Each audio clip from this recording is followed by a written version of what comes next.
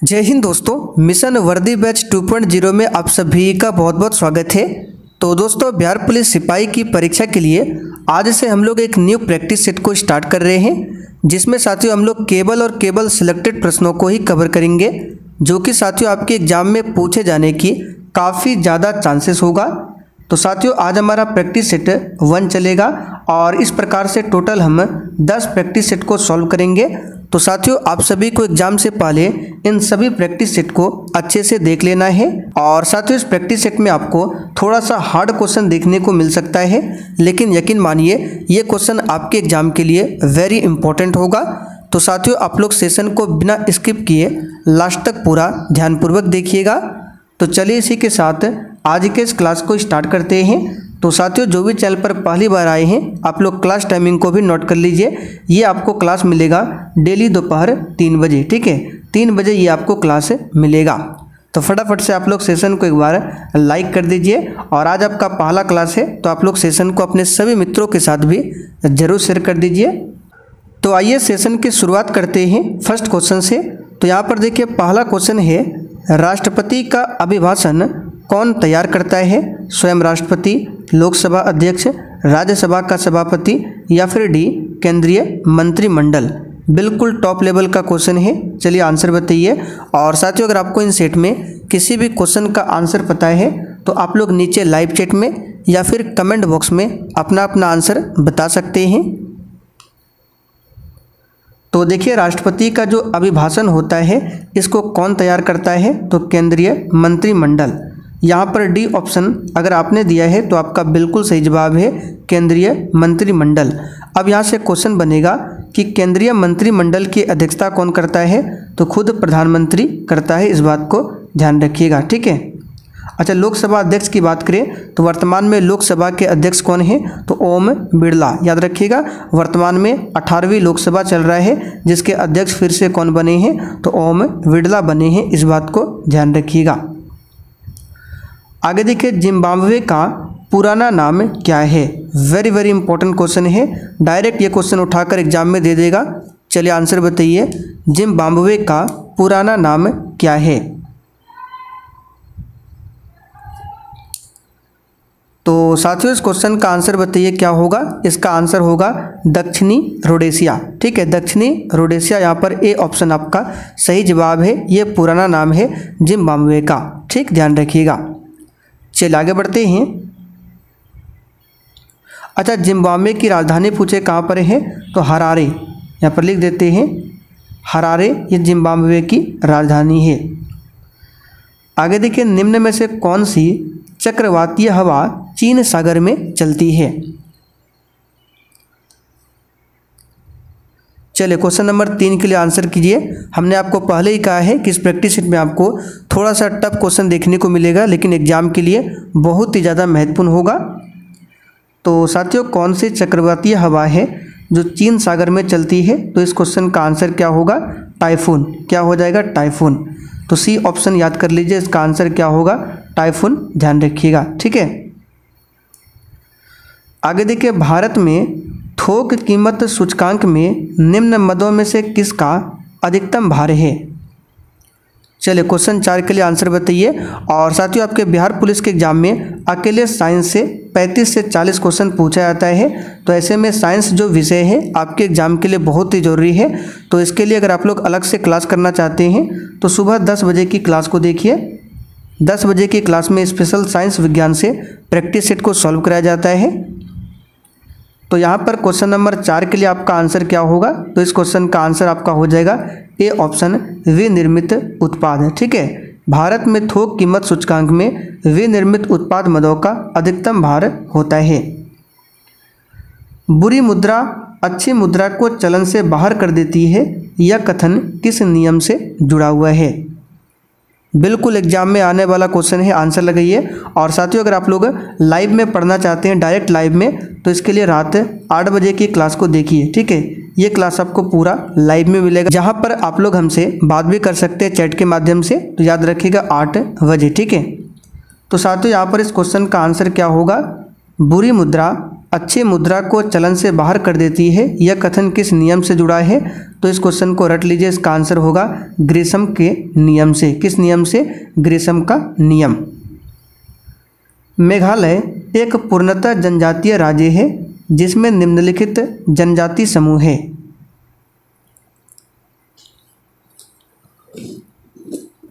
तो यहाँ पर इस क्वेश्चन का आंसर क्या होगा? तो इस क्वेश्चन का आंसर हो जाएगा खासी हो गया, जयंतिया हो गया और गारो। ठीक है, ये समूह जनजाति का समूह है जो कि मेघालय में पाया जाता है, इस बात को ध्यान रखिएगा। ठीक, चलिए आगे बढ़ते हैं। सूरीनाम की राजधानी कहाँ पर है? आपके एग्जाम में देश और राजधानी से भी एक क्वेश्चन आता है। तो साथियों, सूरीनाम की राजधानी कहाँ पर है? तो याद रखिएगा, इसका आंसर होगा सी ऑप्शन। कहाँ पर है? तो पाराम्बिरो। ठीक है, क्या हो जाएगा? पारामारिबो। ठीक है, ये क्या है? सूरीनाम की राजधानी है। ठीक है, ध्यान रखिएगा। चलिए आगे बढ़ते हैं। फाइलेरिया रोग का कारण क्या है? और साथियों, प्रैक्टिस सेट में आपके जितने भी क्वेश्चन सही होते हैं, आप लोग एक काम कीजिए, साइड में लिखते चलिए और सेशन के लास्ट में आपको कमेंट करके बताना है कि आज के प्रैक्टिस सेट में आपने कितने क्वेश्चन सही कर पाए। टोटल 50 प्रश्न है, तो अगर 50 में से आपका कम से कम 35 से 40 क्वेश्चन भी सही हो जाता है तो आपकी तैयारी बहुत ही बेहतरीन है, क्योंकि इसमें टफ क्वेश्चन है। तो साथियों, फाइलेरिया रोग का कारण क्या है? इसका आंसर हो जाएगा गोल कृमि। यहाँ पर बी ऑप्शन आपका सही जवाब है, गोल कृमि। फूल गोभी क्या है?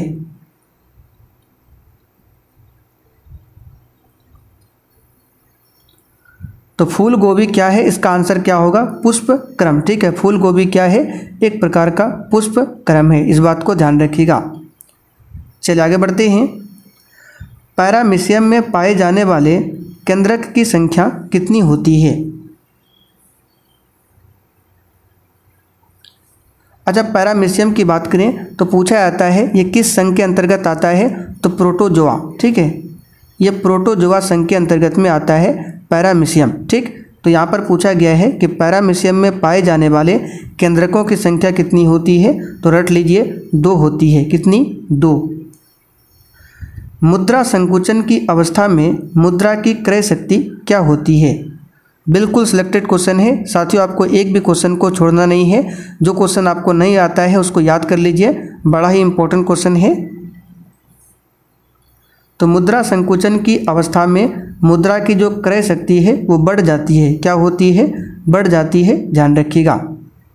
चलिए आगे बढ़ते हैं। और मुद्रा स्फीति पूछे कि मुद्रा स्फीति में मुद्रा का क्रय शक्ति क्या होता है? तो घट जाता है। दोनों बता देते हैं। मुद्रा संकुचन की अवस्था में मुद्रा की जो क्रय शक्ति है वो बढ़ जाती है, लेकिन मुद्रा स्फीति में मुद्रा की जो क्रय शक्ति है वो घट जाती है। जहां रिजर्व बैंक की शाखाएं नहीं होती वहां उसका प्रतिनिधित्व कौन करता है?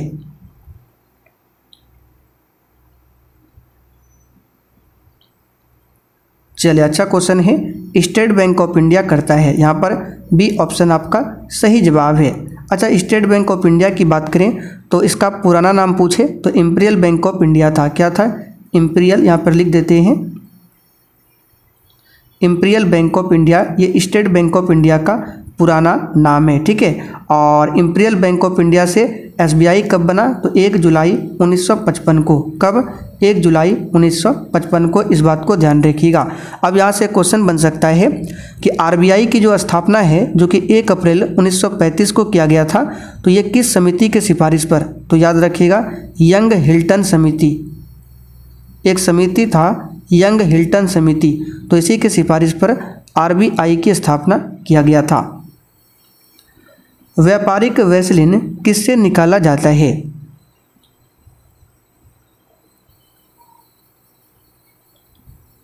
तो प्यारे साथियों, इस क्वेश्चन का आंसर क्या होगा? रट लीजिए, पेट्रोलियम से। व्यापारिक वैसलीन किससे निकाला जाता है? तो पेट्रोलियम से निकाला जाता है। मन तो डैश कठौती में डैश मुहावरे को पूर्ण करें। देखिए, इस प्रैक्टिस सेट में आपको इंग्लिश का भी क्वेश्चन मिलेगा, हिंदी व्याकरण का भी मिलेगा, हिंदी साहित्य भी होगा, जीके और साइंस, ये सभी मिक्स क्वेश्चन होगा। ठीक है, तो आप लोग एक भी प्रैक्टिस सेट को मिस ना करें। तो हम लोग टोटल 10 प्रैक्टिस सेट को सॉल्व करेंगे।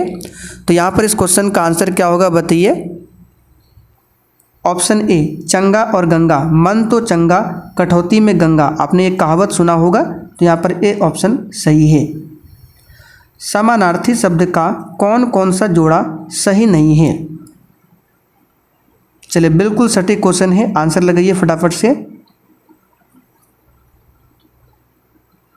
तो यहाँ पर इसका आंसर हो जाएगा डी ऑप्शन, कमल, अम्बु और आब। ठीक है, अम्बु और आब की बात करें, ये अम्बु और आब तो ये जल के समानार्थी शब्द है, कमल के नहीं। ठीक है, तो यहाँ पर ये जोड़ा जो है डी ऑप्शन ये क्या है, सही युग्म नहीं है, बाकी ये सभी सही है। ठीक है, दांत, दंत, रदन, चांद, राकेश, राशि, झंडा, ध्वज, पताका, ये सभी जोड़ा सही है समानार्थी का, लेकिन डी ऑप्शन जो है ये सही नहीं है, क्योंकि अम्बु और आब जल का समानार्थी है, जबकि कमल ये अलग है।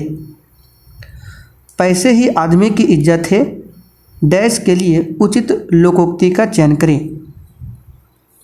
चलिए इसमें हम आपको ज़्यादा समय नहीं देंगे, आंसर बता देते हैं।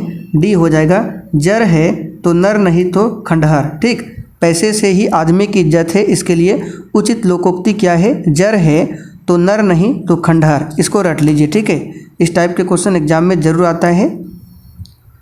कौन सी रचना मधु भंडारी की नहीं है?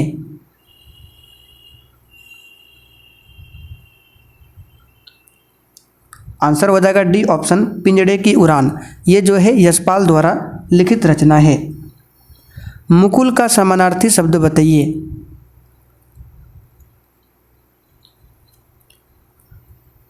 तो यहाँ पर आंसर हो जाएगा कली। ठीक है, मुकुल का समानार्थी होता है कली, आत्मा, शरीर, देह, पृथ्वी, तो यहाँ पर देखिए कली दिया हुआ है।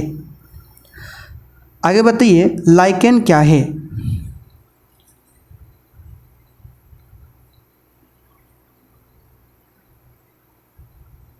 तो एक प्रकार का सहजीवी है, यहाँ पर डी ऑप्शन आपका सही जवाब है। क्या हो जाएगा, लाइकेन क्या है, एक प्रकार का सहजीवी है। ठीक, नीचे लिखी कौन सी प्रक्रिया वायु को प्रदूषित नहीं करती है? चलिए सभी ऑप्शन को ध्यान से देखिए, और साथियों अगर आपने अभी तक सेशन को लाइक नहीं किया है फटाफट से सेशन को लाइक करें। तो यहाँ पर 20 के लिए आपका आंसर क्या हो जाएगा, बी ऑप्शन, प्रकाश संश्लेषण। ठीक है, प्रकाश संश्लेषण की क्रिया में तो ऑक्सीजन निकलता है, तो इससे वायु प्रदूषण नहीं हो सकता है, बाकी ये सभी से वायु प्रदूषण होता है। किस राज्य की सरकार ने अपने प्रत्येक जिले में एक संस्कृत ग्राम विकसित करने का निर्णय लिया है? आंसर हो जाएगा उत्तराखंड। ठीक है, यहाँ पर बी ऑप्शन सही है, उत्तराखंड की राजधानी देहरादून है, और फूलों की घाटी पूछे कहाँ पर है, तो यही उत्तराखंड में। भारत का राष्ट्रीय पंचांग किस काल पर आधारित है?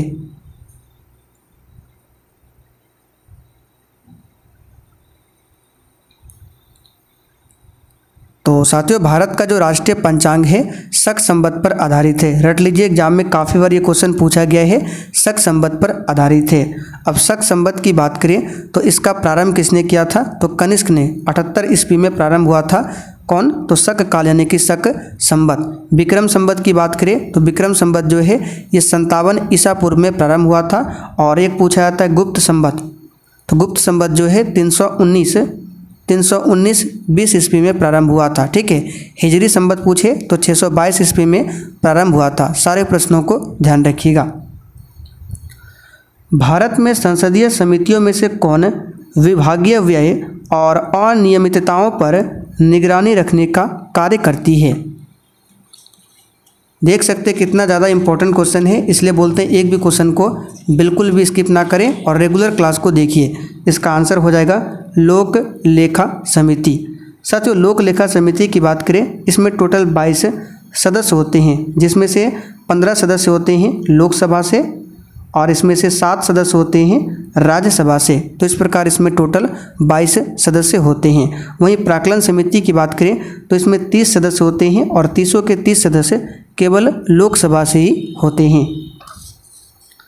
फरवरी 2023 में जम्मू कश्मीर और लद्दाख उच्च न्यायालय का मुख्य न्यायाधीश किसे बनाया गया?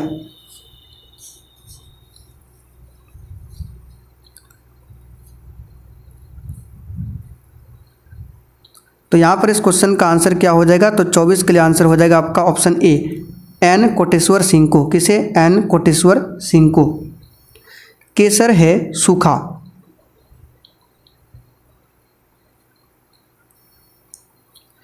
तो केसर क्या है? तो केसर है सूखावर्तिका। यहाँ पर आंसर हो जाएगा बी ऑप्शन। ठीक।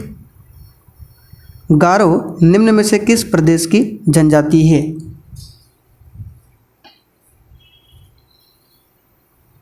आंसर है त्रिपुरा। ठीक है, ध्यान रखिएगा, ऑप्शन के अकॉर्डिंग चलना है।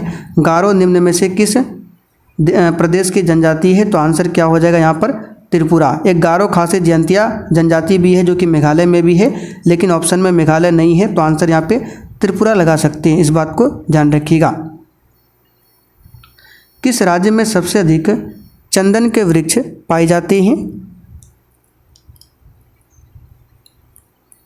सिंपल सा क्वेश्चन है। कर्नाटक में। कहाँ पर पाए जाते हैं? कर्नाटक में, ध्यान रखिएगा।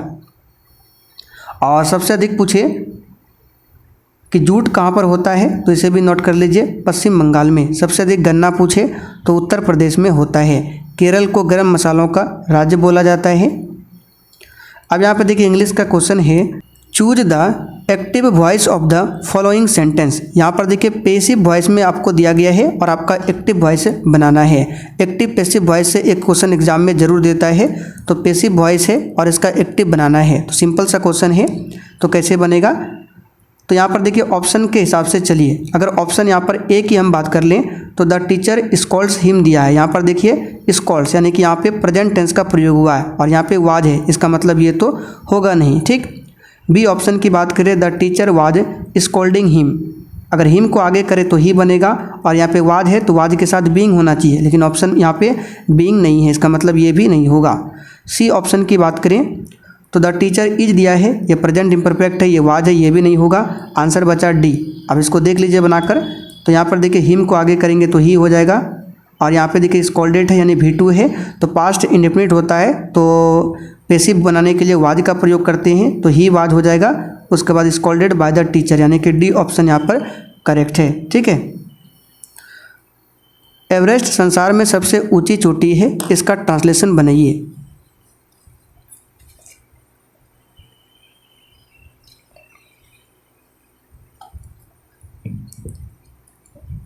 तो इसका ट्रांसलेट होगा Everest is the highest peak in the world. ठीक है, सिंपल सा क्वेश्चन है, ध्यान रखिएगा।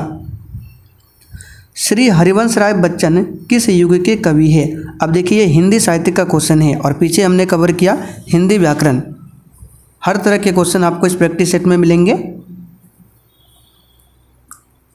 तो यहाँ पर 30 के लिए आंसर क्या होगा? सी ऑप्शन, उत्तर छायावाद युग। बड़ा ही इंपॉर्टेंट क्वेश्चन है, याद कर लीजिए। श्री हरिवंश राय बच्चन जो है उत्तर छायावाद युग के कवि है। सलाका पुरस्कार सबसे पहले किसे दिया गया?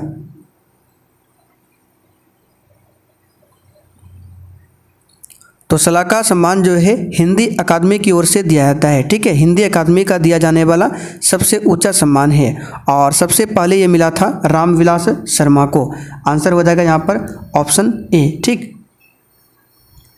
प्रतिवर्ष कौन सी तिथि हिंदी दिवस के रूप में मनाई जाती है?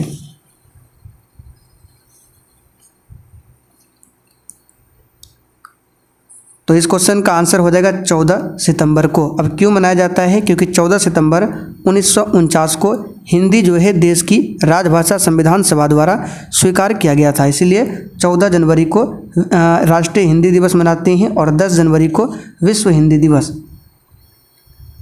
चलिए आगे बढ़ते हैं। साहित्य अकादमी पुरस्कार का प्रारंभ कब से हुआ था?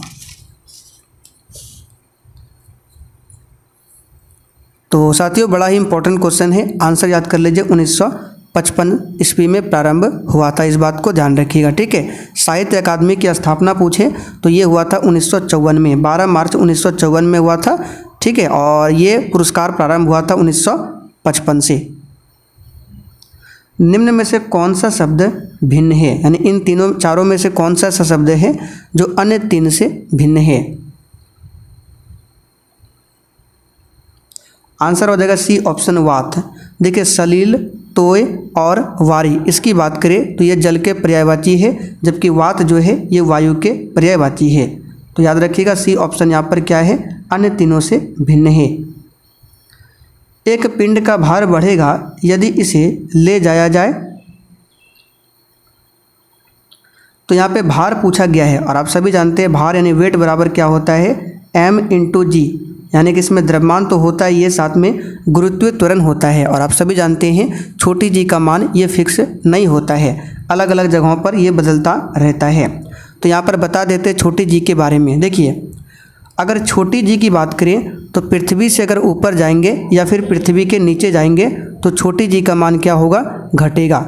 अच्छा, छोटी जी का मान मैक्सिमम कहाँ पर होगा, तो इसे भी याद कर लीजिए, ध्रुव पर, ठीक है। यानी कि पोल पर छोटी जी का मान मैक्सिमम होता है, छोटी जी का मान मिनिमम कहाँ पर होता है, विषुवत रेखा पर। यहाँ पर लिख देते हैं विषुवत रेखा पर छोटी जी का मान सबसे कम होता है। अच्छा, छोटी जी का मान जीरो कहाँ पर होता है, तो केंद्र पर, सेंटर पर छोटी जी का मान शून्य होता है। तो यहाँ पर बोला गया है एक पिंड का भार बढ़ेगा यदि इसे ले जाया जाए, तो इसका आंसर क्या होगा, भूमध्य रेखा से ध्रुव की ओर, ठीक है। अब देखिए भूमध्य रेखा की बात करें, जिसको विषुवत रेखा भी बोला जाता है, तो विषुवत रेखा पर सबसे कम होता है और ध्रुव पर सबसे अधिक होता है। तो कम से अगर अधिक की ओर ले जाएंगे तो क्या होगा, बढ़ेगा, इसलिए आंसर क्या होगा, भूमध्य रेखा से ध्रुव की ओर, और ध्रुव से भूमध्य लाएंगे तो घटेगा, ठीक। और पृथ्वी के केंद्र पर तो शून्य होगा, ये तो होगा ही नहीं। गैस में ध्वनि किस प्रकार की तरंगों के रूप में प्रवाहित होती है,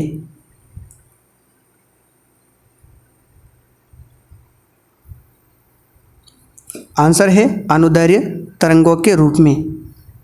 निम्नलिखित में से किसे भारतीय पत्रकारिता का राजकुमार कहा जाता है, आंसर हो जाएगा कृष्णोदास पाल को। किसे बोला जाता है, कृष्णोदास पाल को। लेकिन भारतीय पत्रकारिता का अग्रदूत पूछे किसे बोला जाता है, तब आपको आंसर लगाना है राजा राम मोहन राय, ठीक, दोनों अलग अलग है। लॉर्ड डलहौजी की राज्य हड़प नीति के अंतर्गत निम्नलिखित में से सर्वप्रथम किस राज्य का विलय हुआ था, चलिए इसका आंसर हो जाएगा सतारा का। किसका हुआ था, सतारा का। यहाँ पर बी ऑप्शन आपका सही जवाब है। कब हुआ था, 1848 में, ठीक है। और डलहौजी को भारत में रेलवे का जनक माना जाता है। पुस्तक a nation in the making किसने लिखी है,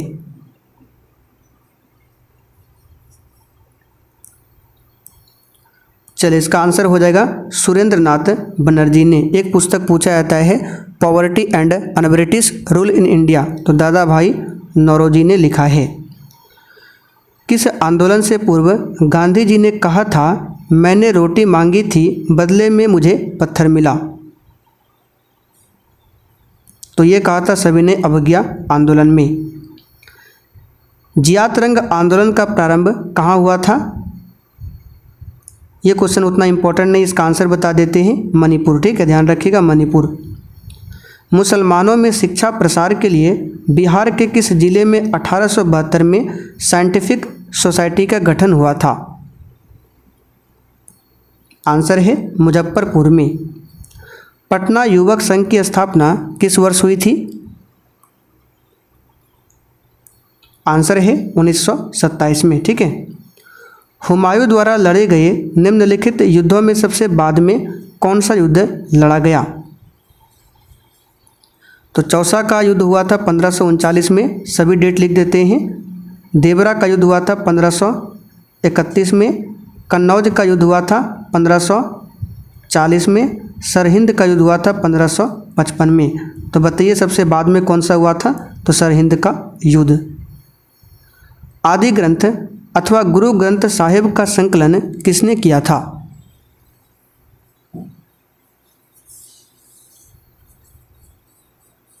तो ये किया था सिखों के 5वें गुरु गुरु अर्जुन देव ने, ठीक है। 10वें गुरु गुरु गोविंद सिंह जी है, इनका जन्म 1666 में पाटलिपुत्र में हुआ था। निम्न में से किस हड़प्पाई स्थल से एक उन्नत जल प्रबंधन का साक्ष्य प्राप्त हुआ है,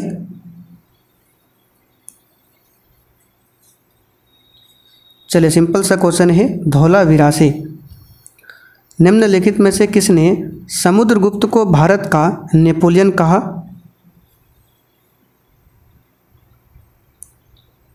ऐसे तो आप सभी जानते हैं भारत का नेपोलियन समुद्रगुप्त को बोला जाता है, लेकिन किसने कहा था, तो विंसेंट स्मिथ ने, ठीक है। समुद्रगुप्त ये किसका दरबारी कवि था, समुद्रगुप्त का दरबारी कवि कौन था? तो ऑप्शन ए में हरिसेन, ये समुद्रगुप्त का दरबारी कवि था। संविधान सभा की अंतिम बैठक कब हुई थी? पहली बैठक तो आप सभी जानते हैं 9 जनवरी 1946 को हुआ था, जिसकी अध्यक्षता किया था डॉक्टर सच्चिदानंद सिन्हा ने। और अंतिम बैठक पूछे तो 24 जनवरी 1950। संविधान सभा के उपाध्यक्ष कौन थे?